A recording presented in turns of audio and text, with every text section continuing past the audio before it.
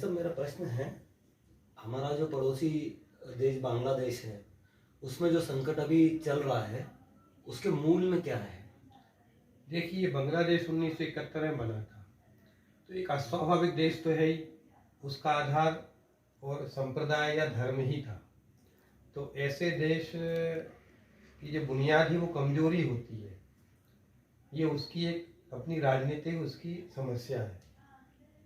और अभी जो संकट शुरू हुआ है उसकी शुरुआत तो हुई थी वहाँ की बेरोजगारी से। बेरोजगारों का एक आंदोलन था जिनने रोजगार के लिए वहाँ पर जो 30% आरक्षण है, जब वो 71 में बना था तो उसके स्वाधीनता सेनानियों के परिवारों के लिए 30% नौकरियों में, सरकारी नौकरियों में आरक्षण है। वो चाहते थे कि आरक्षण ये समाप्त हो। वो बेरोजगार युवाओं का आंदोलन था और वो आंदोलन सरकार ने उस पर ध्यान नहीं दिया और वो वहाँ की सत्ता के खिलाफ हो गया और उसने सत्ता को अराजकता में बदल गया। अब मूल क्या है, बेरोजगारी क्यों पैदा हुई?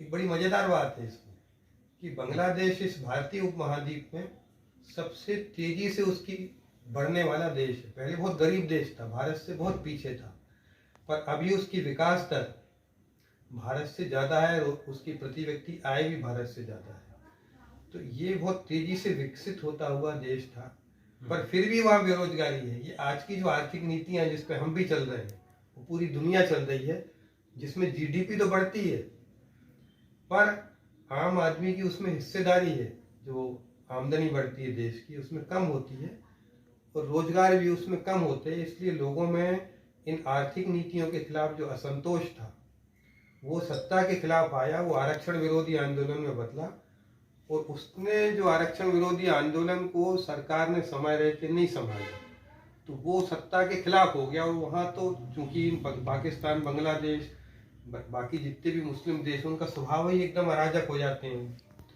हिंसक हो जाते हैं। उनने उस पूरी व्यवस्था को ध्वस्त कर दिया और उस अराजकता में लोगों ने लूटपाट भी की।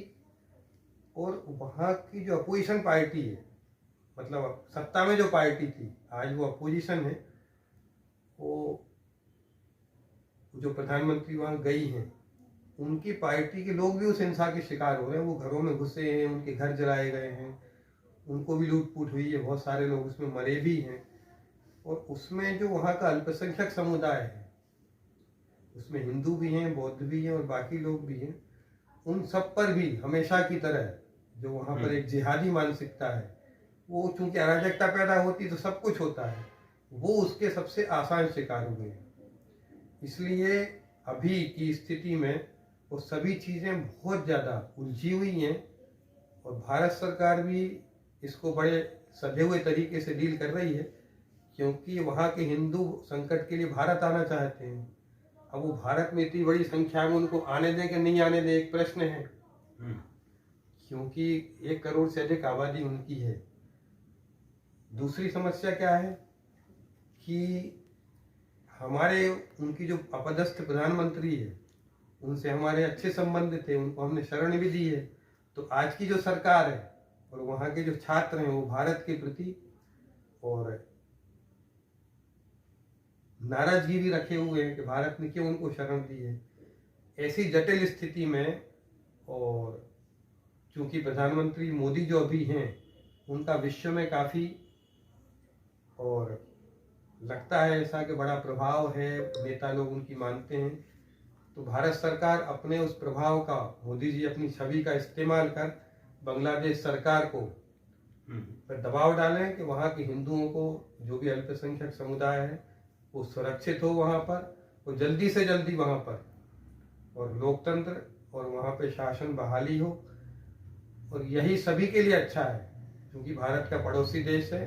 किसी भी उलझन में, और तुरंत हमारा जो बड़ा शत्रु है चीन, वो हर जगह स्थान देख रहा है। और भारत के चारों तरफ के जो सभी देश हैं, चाहे श्रीलंका हो, चाहे नेपाल हो, चाहे भूटान हो, सभी में, पाकिस्तान में तो है ही, देश में भी अभी चीन के लिए उसका हो गया है, वहाँ पर एंट्री हो चुकी है। तो हम चाहेंगे कि पूरे दुनिया के हिंदू लोग भी आवाज़ उठाएं इस मुद्दे पर, जहाँ जहाँ वो हैं वहाँ की सरकारों को बोलें कि वो बांग्लादेश की सरकार पर दबाव बनाए कि वहाँ के हिंदुओं की सुरक्षा सुनिश्चित करें, अभी भी और आगे भी, और इस संकट का जल्दी से जल्दी समाधान निकालें वो, ताकि हमारे भारत के पड़ोस की उथल पुथल तुरंत शांत हो। बहुत बहुत धन्यवाद।